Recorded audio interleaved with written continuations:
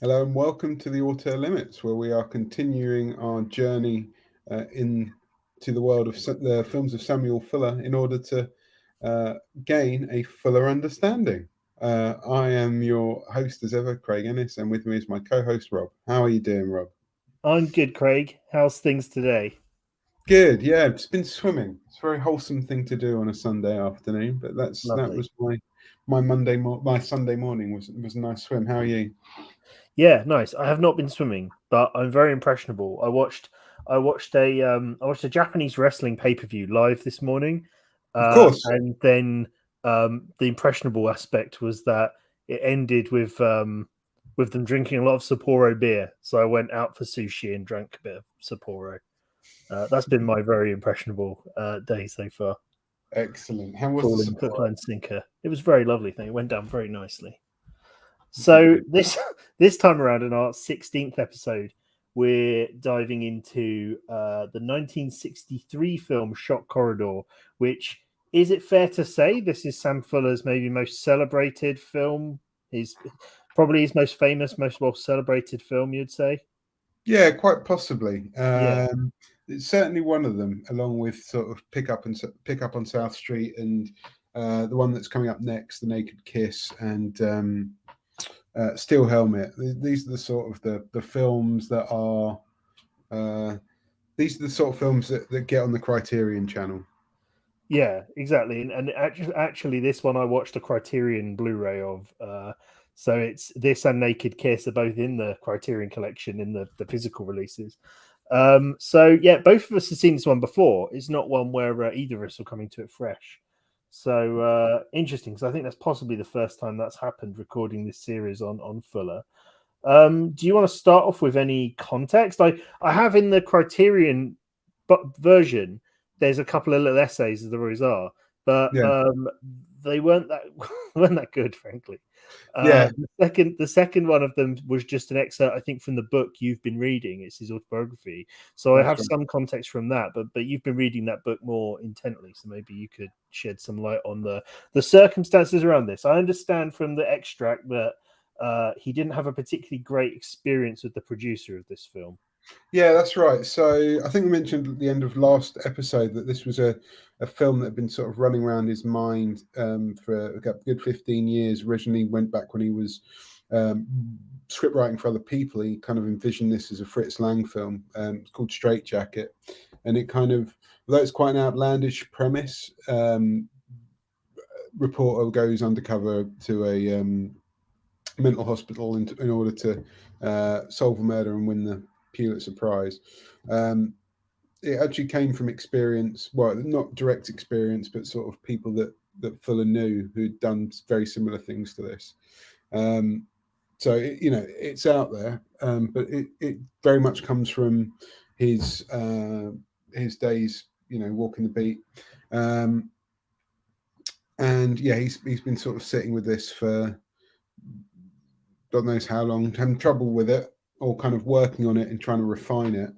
Um, and then eventually he kind of, in order to get it made, basically, he has to sort of dive back into the independent, the world of the independent pictures and do it on a low budget for a new producer called. I haven't got his name. I haven't got his name next to me actually. Is it like Frick or something? Something like Frick? it's I'm some, gonna look it up now. yeah. Yeah, Anyway, yeah. this new producer that he kind of hoping was another kind of Robert Lippert, but wasn't.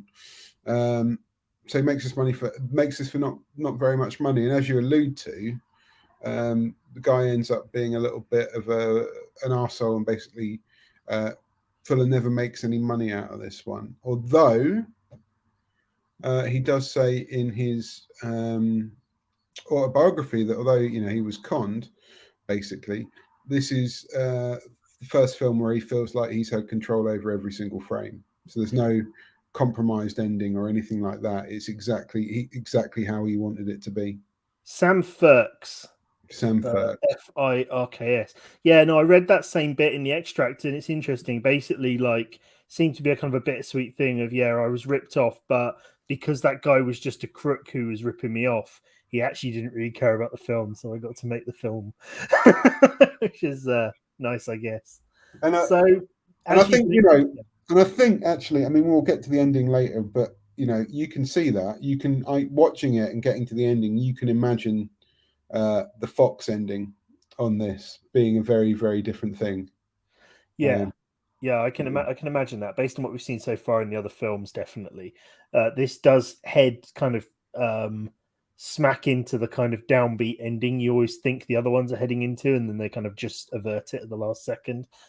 The other thing that stood out to me in the extract from his biography was this. He talks a little bit about subtlety, right, and about not liking subtlety particularly, and not thinking it's particularly a virtue. There was a bit in there. I didn't write down the exact quote, but there was a bit in the extract about how the subject matter explores in this film Cold War hysteria, sexual deviancy, racial prejudice, all these kind of things. How he didn't think you could do that subtly, or should do it subtly, how you should do it with a sledgehammer, yeah, which is interesting because it's what we've sort of seen in all of his films up to this point, that he always kind of takes the very kind of sledgehammer approach, and it's interesting to hear him talk about that, or read him having spoken about it, because it's interesting that it isn't necessarily a flaw in his writing so much as it's a feature, not a bug, isn't it? It seems yeah, like. yeah, definitely. And he seems to, you know, he's ham-fisted in quite a lot of the previous stuff, but like it's often compromised. Whereas here, it seems like he's been able to take every swing and connect with it in a way that he likes. But yeah, should we dive straight into from the Yeah, beginning? yeah. So as you've alluded to already, it is the story of a journalist who decides he's going to get himself committed by pretending he's got a kind of a deviant relationship with his sister. He gets his girlfriend, played by Constance Towers. The main actor in this, he called Peter Brest, I think. What's the name of the Peter actor? Breck. Peter Breck, that's right. So Peter Breck plays the journalist. His girlfriend is played by Constance Towers or Tower, Constance Towers. Towers, and they're basically, he's trying to strong arm her into going along with this scheme where she pretends to be his sister, so that he can pretend he's basically got fantasies of getting sexually intimate with his sister, so that they'll commit him. And he's got these other like therapists and people at his paper who are in on it, who are kind of coaching him for what to Yeah, do to get in on this thing. it's quite Um, a it's quite an opening as well, isn't it? Like, because he's being, like you say, he's being coached. He's going through this kind of Q&A that ends up getting repeated as his way in, but it's kind of very heavily implied at the beginning that this is like it's pedophilic. Like, it's very kind of like, oh shit, this is 1963. What exactly am I watching here? When he starts talking about his braids and things like that, and you're kind of like, yeah, this is going to be quite full on, this film. Yeah, and it turns out that's this kind of lie he's concocting about these feelings he has for his sister and his experiences kind of lusting after her as a child and all this kind of thing. She quite rightly points out the Chekhov's plot development, I guess, Chekhov's character arc. She points out that he will probably go mad if he goes into the mental hospital, because he'll be surrounded by all of that, and that it will drive him insane, and that it's a very bad idea. And everyone basically goes, "No, don't worry about it. It's obviously fine." And obviously, she's obviously correct. But so he goes in, he gets in there. But before we get in there, I Yeah. just wanted to say as well, like, you know, I think because it's already established before we start, we don't really have that problem of the unconvincing love story in this one. No, it's very good It's, actually. Like, she's actually a pretty good fuller woman, I guess, in the sense that she actually, well, for one thing, she's the only one who seems to have the appropriate response to the thing that the guy's trying to do. And all the way through the movie, she's saying, "This isn't going very well. It's a very bad idea." And all these men in this very kind of like Mad Men, 50s, early 60s sort of guys who are kind of come on, sweetheart, don't worry about it. I think we all know what we're doing. So it's kind of interesting in that context that she is obviously correct all the way through the movie. She also gets a bit of, I mean, it's not the most enlightened of career choices for your character, but she gets a bit of time on her own before we go in as well. We go and see her dancing at work and her talking to her friends about this, worrying about him basically. And she's kind of, like I say, it's not particularly enlightened choice, but I think the idea to make her the showgirl dancer is to kind of push that kind of attraction thing, this thing that could be a incestuous attraction. It kind of that we're not. I don't know. It just struck me that as soon as straight away after the initial setup, we actually go off with her for 5 minutes, 10 minutes. Yeah, I might be wrong in this, but I feel like part of it. I don't necessarily know if Fuller is judgmental in this way, but I feel like part of it is that he kind of lays the kind of the mental sickness in the film at the feet of American societal conditions and festering prejudices, racism, the Cold War, all these things that are kind of going on. And they all feed into very directly in a way that probably isn't very accurate for like a lot of mental health issues, but it's thematically rich and interesting. So who cares? He kind of feeds all of that, very directly what's going on in America in the early 60s into everybody's sort of mental state. And I think this is part of that in the sense of he is setting up America as somewhere that is kind of corrupt and seedy in general. I don't. Yeah. I think you're right. I think like he does talk about spending time with the seedy underbelly and looking for the humanity in people. And she's not the first character to sort of come from that milieu. The China Gate, the what's her name? Angie Dickinson's character in China Gate is implied to have kind of, got by any means necessary. Naked Kiss, which we'll see next, has got a similar female protagonist as well. So but it's always sympathetic. It's not like this woman's a stripper. Let's forget about her or anything like that. But yeah, it is very much. I think you're right. It's very much trying to set things in the seedy underbelly of things. Yeah, and this idea that America is kind of sick in some way in its soul, and the film has a dated kind of strange relationship with female sexuality and with women in general. Like there's this strange scene that comes kind of midway through. We're already warned that the nympho ward, as somebody calls it, is like the worst place in the whole hospital. Like there's an orderly who like says he used to work on there, but he can't anymore because it's way too dangerous.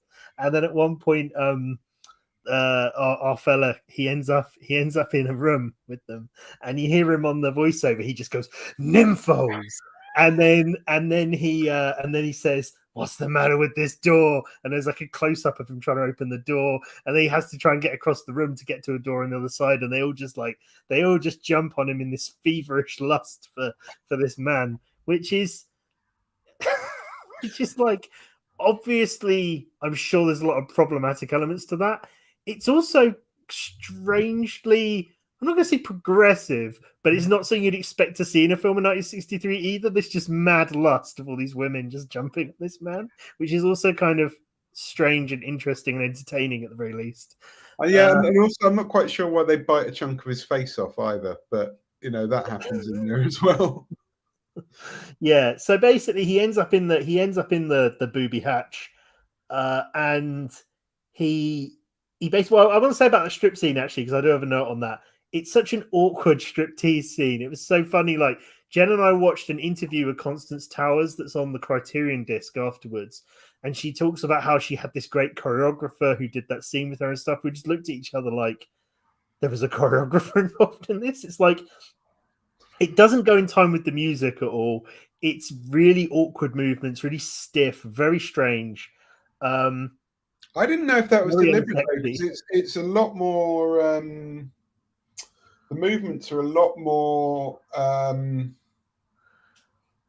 I don't know, animalistic than you'd expect to see in a choreographed dance routine. There's a lot of kind of sort of guttural gyration and things like that seemed a lot more raw than Yeah, I mean, it might have even worked if it was in time to some kind of music, but the song she's singing is like totally out of step with what she's doing. It's very odd. But anyway, so she goes to the police to make the initial report, and the guy on the police desk hears her say basically, "Oh, my brother's tried to attack me," and he jumps immediately to calling the hospital because this guy's insane. The idea that he's just like, we got another one. Doesn't even occur to them. It's just like, oh well, yeah, he calls them up like, yeah, we got a crazy one. We're gonna go pick him up. So anyway, he gets in the hospital, and there's a really neat structure to this film where he's trying to solve a murder that took place there, and he identifies that there are 3 people who are potentially witnesses who are among the inmates or the patients, and he basically spends the film neatly divided into 3. He goes through, we get to know that character, he spends some time with them, they talk a bit about they kind of have a lucid moment where they have a bit of a monologue where they talk about where they've come from and why they're there and how they ended up in this situation. And we in 2 of the 3 of them we get this kind of color sequence of kind of documentary footage as well, which is really cool. I thought, like, I messaged you last night to jog my memory. I was like, which film is it where there's the theme park on the roof of the shopping center? And you said obviously it's House of Bamboo. And that's because in the first one of these we see, it's all in Japan, and you see a theme park on the roof of a shopping center. And it's interesting that I made that connection because when I was reading, I think the excerpt, which you've obviously read in his autobiography, he mentions that these bits were all location shooting material that was from House of Bamboo. So it's probably the same amusement park. It's the same with the footage later on from Brazil. I think we talked a little while ago about him going off to South America to try and raise funding and interest for another film that he wanted to shoot down there, and part of that was when he'd spent time out in the jungle with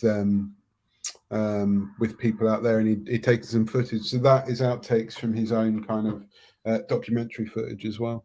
Okay, yeah.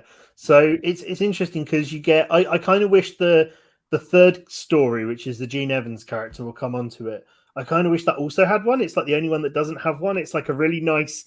There's a really nice symmetry and like structure to the whole thing where he speaks to each guy. They all have a very similar sort of monologue scene. 2 of the 3 of them have this like color footage, and then the film wraps up once he kind of discovers what's going on, and then inevitably is kind of falls into madness and is left there at the end, but he has actually solved the murder case. So that's basically the film. There's a lot more we can talk about what's going on in the middle of it, but that's basically plot wise all that's going on, which I quite like because it's very stripped back and it allows the kind of the underlying themes and the individual moments to play out. It's not really plot based. You're not really trying to get from A to B so much. It's very character based, and the 3 actors that have these scenes with these monologues are really good. The one who's the first one, who thinks he's like a Civil War officer, and he's kind of got a guitar, I think, and he's kind of he's the lead from Verboten, right? I think. Yes, that's right. Yeah, and he's really good. He's got a really good monologue. You get this. The second story is really interesting. It's by turns kind of darkly funny, but also disturbing and really rich and interesting. And the guy's absolutely amazing. He's got a really good monologue. And that's this black guy that thinks he's like a KKK guy. Trying to find the name of the actor because he's really good. He's called. I'll find it later. Harry Rhodes. Yes, that's the one. So, Harry Rhodes. So he's really good, and actually in that extract from Fuller's book, he talks about how he thinks he should have won an award for that performance, which I don't disagree with. I think he's great. And then as the 3rd one, we get the triumphant return of Gene Evans, who was a mainstay of the Lippert years and some of his early Columbia years, right? And one of his kind of early leading men. And you get Gene Evans as this scientist who's been driven mad by the fact that he worked on the atomic bomb and has kind of regressed into this kind of childlike state. And yeah, all 3 of those sequences, the film is basically his interactions with those 3 people. But they, At the same time, his kind of, and then his treatment, which kind yeah. of shows him his kind of unraveling grip on reality as well. Yeah, it's interesting. There's a lot of play. It's really interesting for the early 60s that he is kind of setting so much of this at America's feet. It's very much, we're talking about the early 60s where the civil rights movement, I mean, those things are still controversial and talked about today. Those are still issues. But in the early 60s, the civil rights movement was in full flow. Like a lot of those rights were still being fought for or hadn't been actually given yet. And there was a lot of ground still to cover, even more so than obviously today. And having the film be so because we've talked a lot before about how Fuller can seem to play both sides of a political argument or kind of be a kind of slightly cantankerous kind of middle way guy who kind of thinks everyone's maybe a bit of an asshole. He's definitely on the side here of civil rights. He's definitely on the side here of being opposed to bigotry, which are consistent things across his films. He's always been like that. But it's just we're talking about a very contemporary political issue where he makes it very clear what side of it he's landed on. And it's very interesting to see how forceful he is in that here, and how he uses the black character to kind of play up how absurd a lot of the kind of other side's rhetoric is around racial issues and things like that, but also laying it at the feet of the country, like having it be about this guy having been a guinea pig for these changes in race relations and having been subjected to this systemic bigotry. And he has in the one that's the guy who thinks he's the Confederate general, we have him talking about how he was raised by with prejudice in his heart, by prejudicial parents, and stuff to do with Red Panic and him kind of going away and becoming a communist and then being spat on because of that, and all these things that are kind of contemporary American issues that are kind of festering underneath everything that's going on in this film. Sorry. Yeah, no, I mean, sorry, I thought you were in full flow there. I wasn't expecting to pick up from here.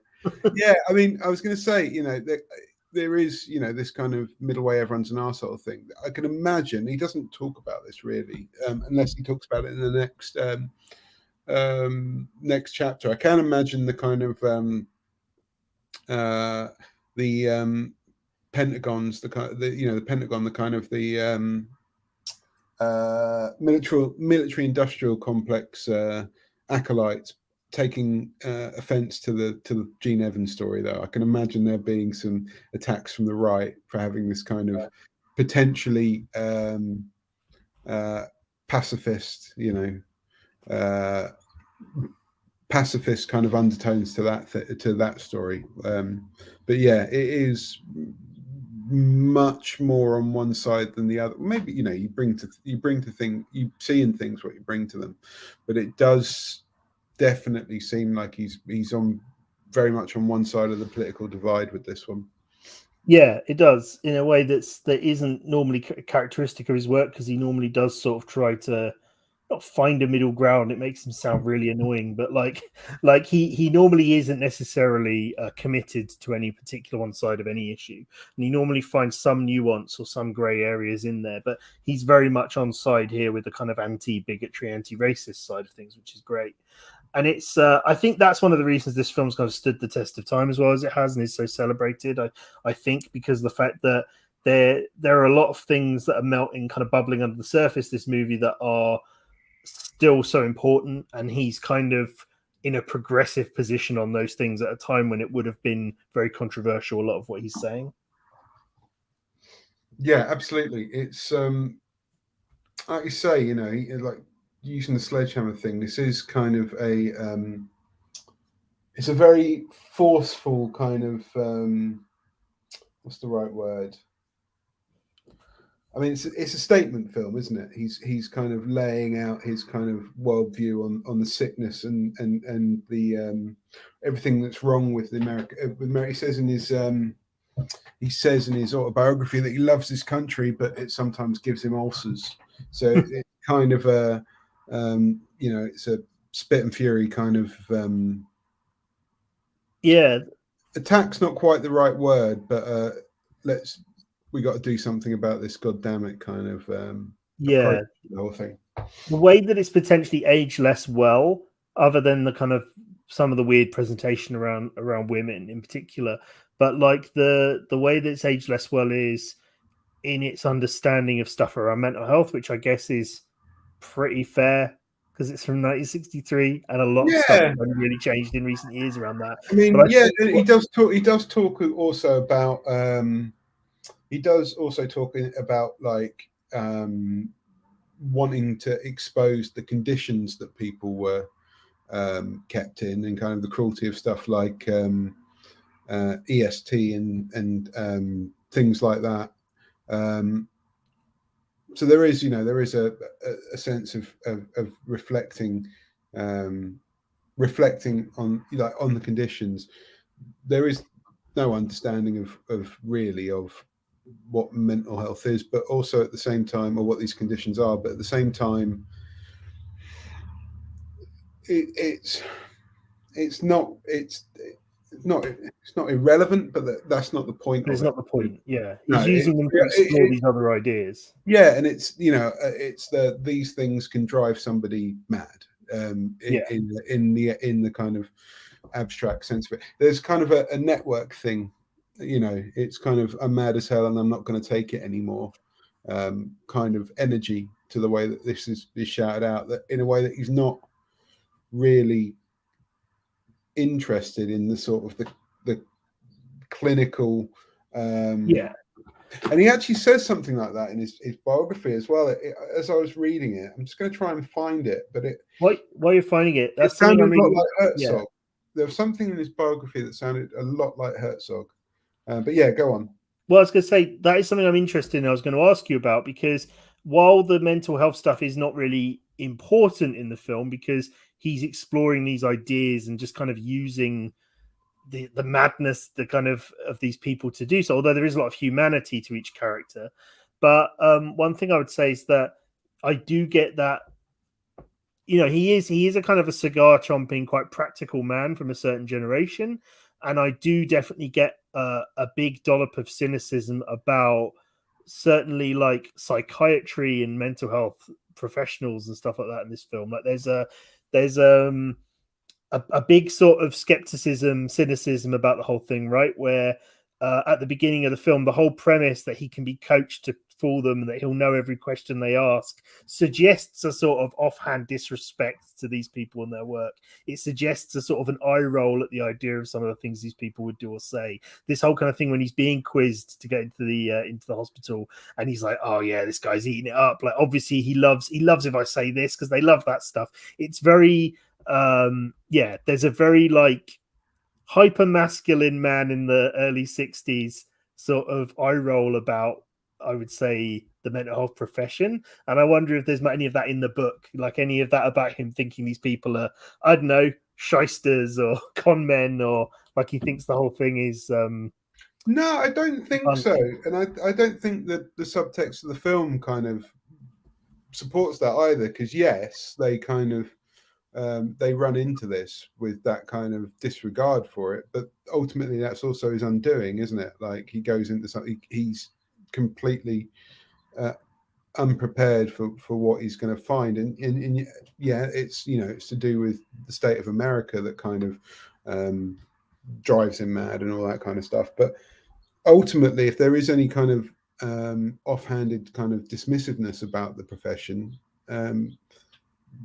voiced through the characters, that the characters ultimately prove to be wrong. So I don't necessarily think that was reflective of and also I would imagine, although he does mention it sometimes as well in his, but not in any great detail, but he mentions it. He's going to have a pretty like full understanding of PTSD, and simply through I don't there's not a lot to, he hasn't really been explicit in the book so far about him having it, but like you think about the amount of people that he fought alongside with, the amount of time that he was in the war, he must have seen it, and he must have had conversations about it. So I don't think there's anything to suggest that he's got a disrespect for people who for people with I like this phrase in the film, poor mental hygiene, but just that made me chuckle for some reason. But I think that's actually a good term for it, because I think although he might, I just think that maybe he's a little ill-informed on the specifics in a way that I guess a lot of people would have been, even the professionals in those days. You know, he talks about it as a metaphor, using it as a metaphor. And I can't find the exact words that he uses in there, but he basically alludes to something that sounds like Herzog's ecstatic truth, where he talks about, you know, using clinical language and medical terms is dull. It's not a story. You know, it's nothing, or at least not appropriate for the story that he's telling. And so he jettisons all of that. So I think he's dealing with it at a very kind of, you know, it's a metaphor, it's an allegory. There's parts of the film as well that feel almost, I mean, there are things that are explicitly magical realist, but the whole film feels slightly magical realist anyway. And I think that, yeah, I don't think there is a disdain for the profession or for anything like that. I didn't read that. Yeah. Anyway, I don't know if you'd agree with that or not. I think in different hands, some of this film could kind of be whimsical, couldn't it? It could be. I can imagine a sort of a Frank Darabont version of this that's maybe got a little bit of a twinkle in its eye, a little bit of a Yeah.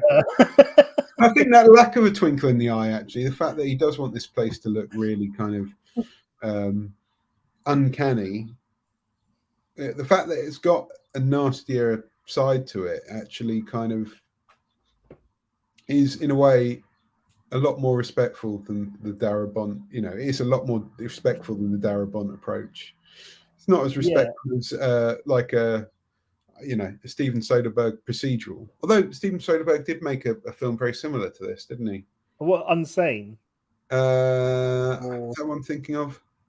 I don't know. He's made a few, Yeah. in this milieu.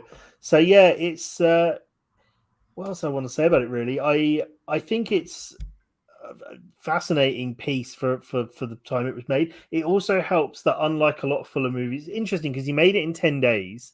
So you'd think classic, like quick kind of in and out Fuller, but it also is one of his more handsome movies, and I guess that's got to be attributed to some extent to the fact it's got the DP, who I looked it up, did like Magnificent Ambersons and Night Night the Hunter and stuff, which is it's definitely looks like one of his, you know, you can kind of see roughness around the edges of it, like he's got this quite limited set that they're pretending is bigger than it is, which is really clever. But when you spot sort of where the joins are on the set, it's very obvious. But it is one of his more polished movies, I think. He talks about that. He talks about that. I mean, it is a deliberate choice, that set, regardless of budget. Like this long shot corridor, and he talks about trying to create like one of Dante's circles of hell. That's what he wanted it to be, and I think that's one of the reasons why they managed to shoot it so quickly, is because it is largely in this one kind of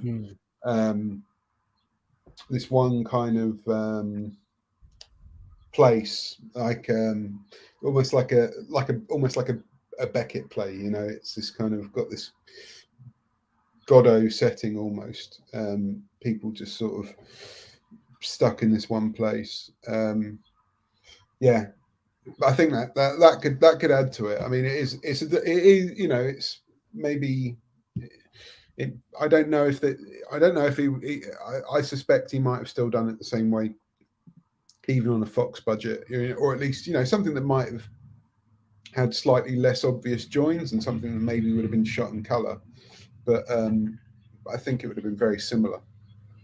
Yeah, it's interesting. Like obviously the previous series we did was the Kurosawa one, and there have been a few points where we've compared Fuller on that basis, and not always favorably. But it's interesting. One of Kurosawa's early films, The Quiet Duel, was shot very quickly on a very small set for a limited budget in a hospital, not a mental hospital, but just a hospital. And I would say this is an instance where Kurosawa's film holds up much less well than Fuller's in similar conditions. The reason it comes to mind isn't just the superficiality of it being low budget, quickly made on a single set. I also very distinctly remember in A Quiet Duel there being a big corridor shot as well in a similar kind of way. And Shot Corridor is definitely the more successful out of those two movies. Yeah, it's very. There's some similar scenes in I Live in Fear as well, isn't there? Yeah, you're right. There are. Yeah, for sure. Yeah, that did come mean, to mind when I was watching it as well. Yeah. Yeah, interesting. So I don't have a lot more to say about it, to be honest. I mean, I really like it. I think there's a lot going on. I think that it's. Can we just discuss? I mean, you've talked about Trent's performance as well. Yeah. And Gene Evans is really good in this as a slightly older. Can we talk a little bit about Pagliacci? Oh, Pagliacci's great. He's the star of the show. A lot of the side characters, particularly Pagliacci and I'm going to be terrible again with the names. I can't remember the name of the actor, but he's been in like most of Sam Fuller's films at this point. You're talking Gene Evans? No, not Gene Evans. There's that guy that's been in most of Fuller's films up to this point who is very distinctive looking. I don't know if he's Asian or he was in everything. He's in Steel Helmet, but he's in more of his films than Gene Evans is, and he's got a supporting role in this as well. Philip Hahn? Yeah, possibly. Yeah. So basically, you get characters like that guy and Pagliacci and some of the others where they really wouldn't feel out of place at all in One Flew Over the Cuckoo's Nest. They're like very kind of comic, but they've got real character to their faces as well, like real just because about people like Gene Evans and Harry Rhodes and things like that, they're clearly, they look like actors, right? And a lot of the other ones in this are more of your, the way One Flew Over the Cuckoo's Nest has like Christopher Lloyd and I'm going to have to look some of these people up. It's got like what I'm saying is One Flew Over the Cuckoo's Nest has people, but it also has like what's the name of that actor who was also in a bunch of Tim Burton movies and looks really strange. I know what you mean. He's do you know what I mean? He's the guy with the Vincent Schiavelli, right? Yeah. It's got people like Vincent Schiavelli in it. It's got people like Dave DeVito, Christopher Lloyd, Brad Dourif. It's got all these like characterful faces and stuff in it. And I think like you get a bit of that in Shot Corridor. Like Shot Corridor is a little bit One Flew Over the Cuckoo's Nest-esque in that way. People like, I think you could take Pagliacci and the character like some of those other characters on the side, and you could slot them very easily into the background of One Flew Over the Cuckoo's Nest, and it would feel very of a piece. Yeah, it just struck me as well. I mean, he's obviously like he's this big, like obese fella who thinks that he's an opera singer. But there was something just very modern about his performance when he first gets introduced. He was quite naturalistic. Yeah, and it kind of stands out. You could imagine. You really could imagine him kind of having a really strong new Hollywood career if yeah, for sure. I'm sure you read the bit in his autobiography about how he found him, right? Like he found that actor he's in Bob and Carol and Ted and Alice as well, but only as bearded man walking in front of the hotel.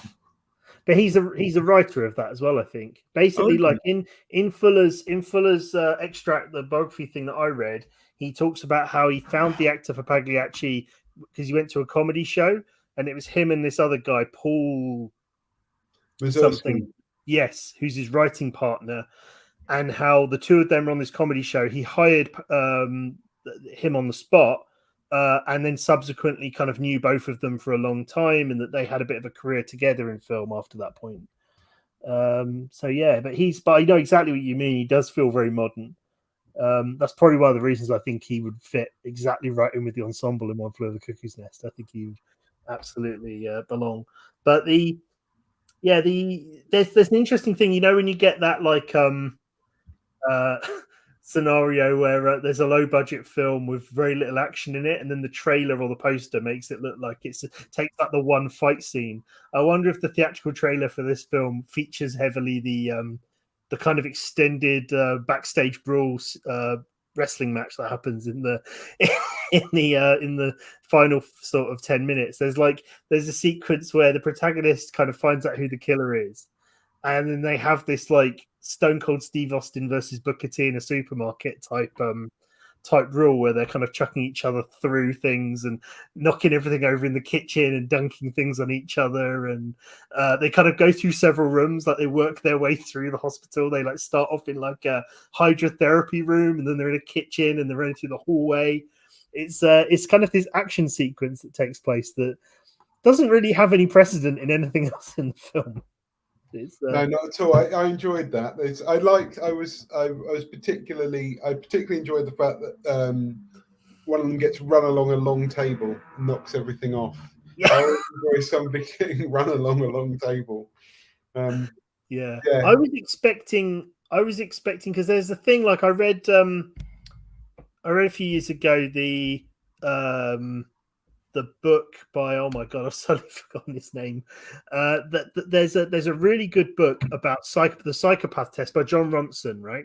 Yes. And one of the things in the psychopath test, the John Ronson book, and his TED talk about it and stuff as well, is this idea that once you've been labeled as something like that, how incredibly hard it is to get out of a mental hospital or anything like that. Because once you've got that label, everything you do is kind of viewed through that lens. And I felt like it was a bit of a missed opportunity in this film. Obviously, this is working with a different understanding of those things and whatever. So I'm not necessarily saying this is a flaw, but I was less expecting him to do a last act like, oh, he's catatonically crazy now, and more for him to be like, yeah, but you've like fought people in here. You've like run around,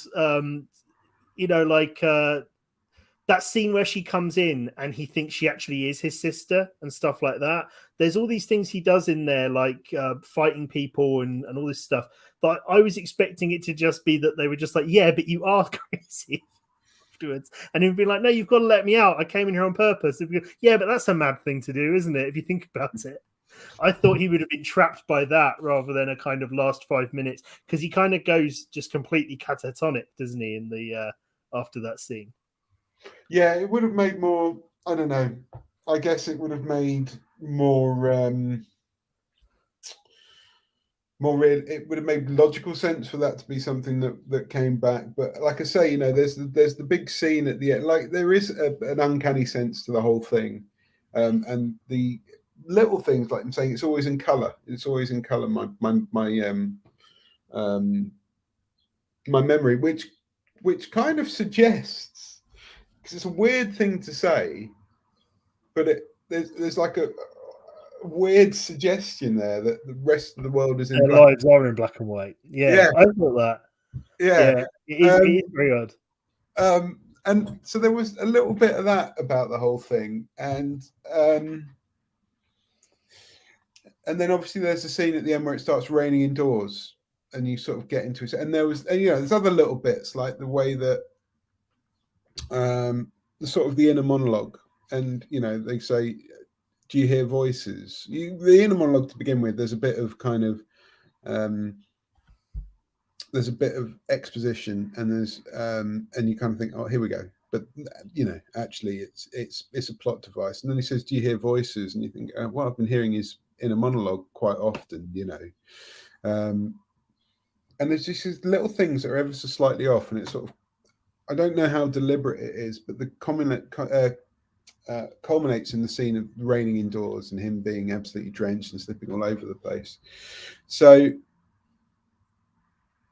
I don't know. Like I say, there is a slight tinge of magical realism to it all, and I think that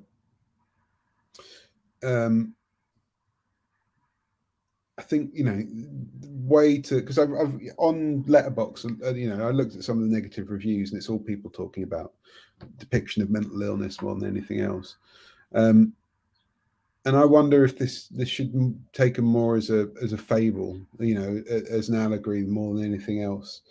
It like he says, it's not subtle. It is a sledgehammer, and it's the fables that have those very blunt moral messages to them. So yeah, I think the ending is the right ending, and I like the kind of almost like a sense that where he's not believed rather than him being believed and being punished. I like that idea of he's gone in too deep, and there's no way back. And actually, if you stood back from it at that point, looking at him, going, it doesn't matter what you originally did. You are clearly not right now, and I like that. And I like the fact that he wins his Pulitzer Prize, or he's going to win it as well, which is quite nice at the end. But he can't. He can no longer speak. He has enough lucidity to be able to write the piece. Yeah, and then that's it. I'm not going to critique the realism of this film, but I will say it seems strange that he will. It seems like he's going to win the Pulitzer because he solved a murder. Because I don't know how he wrote the article in this state. Yeah, well, that was they do mention that. They do say that he was lucid enough to write it. Yeah, and I guess maybe if this film takes its time as well. It's still only an hour and 40. It's still short by most. That's long, isn't it? It's Fuller. It's long, but it feels like it does feel like that's the time. That's the right amount of time for the story. Yeah. And if anything, that that is kind of battered away ever so slightly at the end, that he manages to write this thing. Maybe you could have had him writing it as he went along and hiding the pages or something like that. But maybe that was just Fuller at the end getting impatient to finish things. It doesn't matter anyway. I agree with you. Like, the film is working on a kind of an allegorical basis, sort of. It's more of a kind of fable about America at the time. And I think maybe if you watch it and you are just sort of offended by its presentation of mental health issues, then fair enough.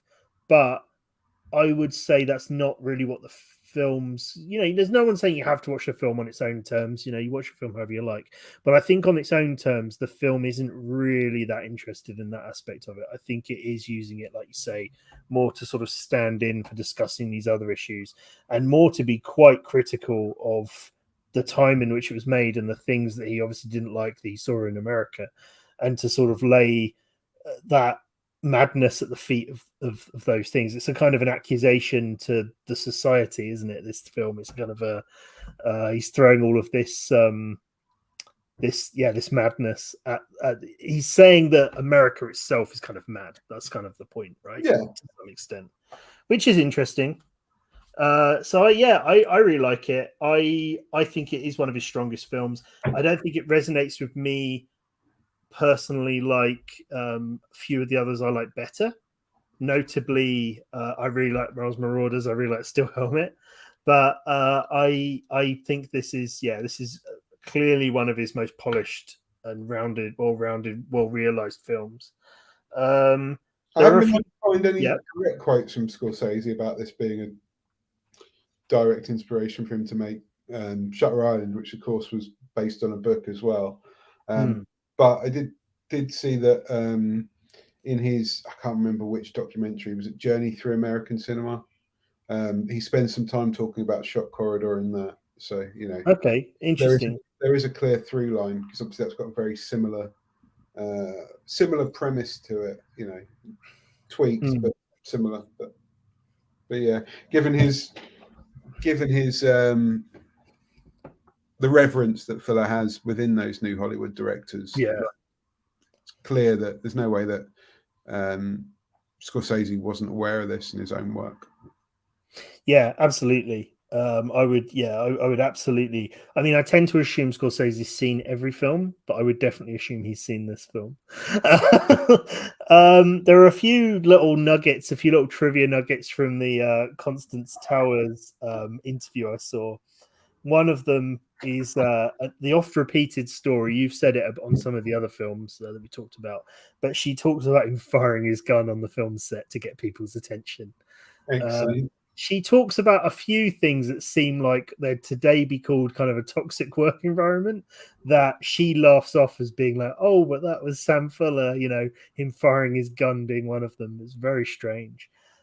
She also talks about how she went on a holiday with Sam Fuller down to Panama after they made the film, and she basically talks about how he said he couldn't fish, like he'd never been able to catch a fish, and she tells this story about how she took him fishing in Panama, and he caught a great white shark. Which is the most Sam Fuller story you can imagine. And there's a picture of him holding up the shark. It's like, and this is only this is only. I mean, presumably they went afterwards after they'd made this film, and then there's only one more film until we get to Shark after that. Yeah. So he catches this great white shark, and apparently he insisted on, you know, I think they were saying to him like, oh, you know, cut that loose and, you know, throw it back. And he insisted on taking it with him and hanging it over the back of the boat. And she talks about how some guy came out of the jungle and cut its belly open, and lots of baby sharks were wriggling around on the ground. And then how they hung the back of the shark off the back of the boat, and it was gone by the morning because all the other sharks had eaten it. It was a very macabre story in the middle of a very fluffy interview. It was very strange. And then the other thing was, and I think this is also mentioned in the extract from his biography that I read, but she goes into rather more detail about it, was John Ford being on the set during the making of Shot Corridor. So John Ford came to visit the set. In the extract from the autobiography, Fuller just mentions Ford being on set one day as a surprise. But she talks about him being on set constantly. I'm guessing the truth is somewhere in the middle. Maybe he was there a couple of days, but she talks about how Ford was godfather to her children. They'd worked together on a few films before. She was in Sergeant Rutledge and Horse Soldiers just before making Shot Corridor, and how Ford had come to watch her scenes in this film. She implies that he was there the day they were shooting her striptease dance scene, and she makes a joke about how that might be because he wanted to see her strip. But it's like, yeah, he was there to watch her do these scenes. She says that Ford was potentially protective of her because her image in those previous films was she was like a very kind of like prim and proper Civil War wife in a bonnet sort of roles, right, in both of those. And that she thought Ford was potentially there to sort of make sure she wasn't presented too far kind of in too raunchy a way. That's the excuse you'd give, isn't it? That's the excuse you'd give. I'm just here to look out for you. But again, she apparently knew John Ford for the rest of her life, and or the rest of his life, because she's still around. She knew John Ford for the rest of his life, and they're great friends. And she was great friends with Sam Fuller, and she was at Sam Fuller's memorial, sitting next to Gene Evans and Peter Brecht. I've forgotten his name. Brecht. Yeah, all these people seemingly stayed in touch and stayed friends with these mad tyrannical directors. So I guess it can't have been that bad. But that was, those were probably the most interesting things that came out of that interview anyway. It's interesting to think of Ford being on set for this. It's another weird Kurosawa parallel, right? Because when we were talking about those who tread on the tiger's tail, there was that weird anecdote about how John Ford turned up on set that day. So maybe this is an ongoing theme with our future podcasts. Maybe Ford always makes a cameo, but interesting nonetheless. And especially because it's interesting because I know Ford started his life as a progressive Democrat and then became more conservative the older he got. But it's interesting, like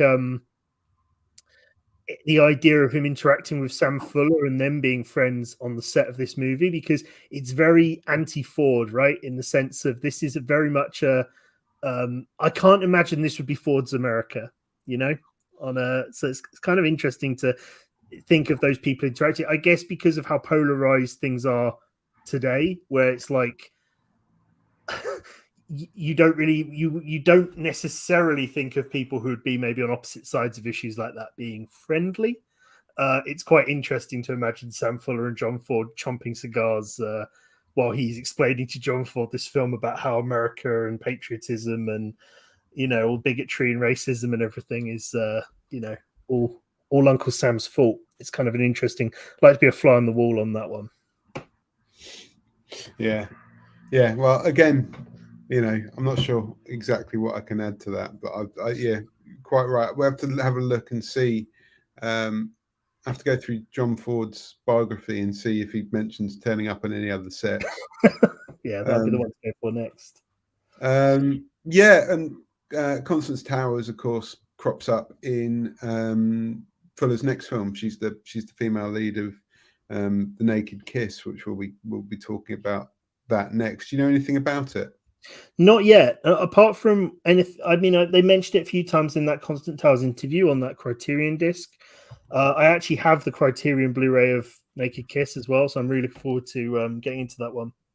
Yeah, so I mean, just to preface, I really like The Naked Kiss. I watched it year and a half ago for the first time, and I was really quite taken with it. Again, you know, it's like quite shocking for considering the time it was made, the sort of things that it's dealing with, and the like candor that it deals with them.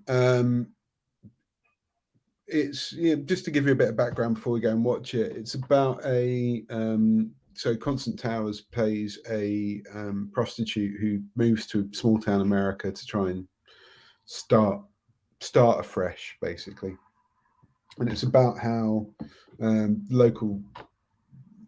local sort of, and she gets involved with the local socialite, but it's about how local law enforcement and potentially the local society will treat her if they kind of were aware of her past life. And obviously, this being Sam Fuller, it's not just a quiet little wrought melodrama with you know, purely emotional stakes. There's you know, there's brothels and there's fights and there's people being run out of town, but it's very, very good, and it's a really good. I had this. I haven't got the DVD anymore. I was looking because I was going to watch this on DVD on the telly. I ended up watching a Blu-ray rip of the Criterion, the 1080 version. But they were quite often for a while put out as a double bill. These two films, and they do sit together quite nicely, you know, as a little 1-2 punch.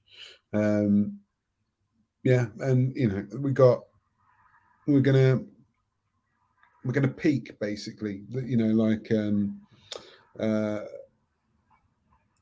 Purple Patch Fuller kind of peaks at this with over these last few films that we've been watching, and then we have to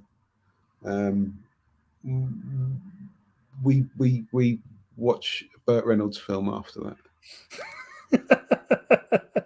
We do, although I am really excited about Big Red One. Yeah, and I'm very curious about White Dog because it was co-written with Curtis Hanson, which is interesting to me. Yeah, White Dog is really well regarded as well. Yeah, so still some gold to come, I think. Yeah, definitely, absolutely. Excellent. Well, that was Shock Corridor. Shock Corridor. So thank you for watching, listening to us talk about Shock Corridor.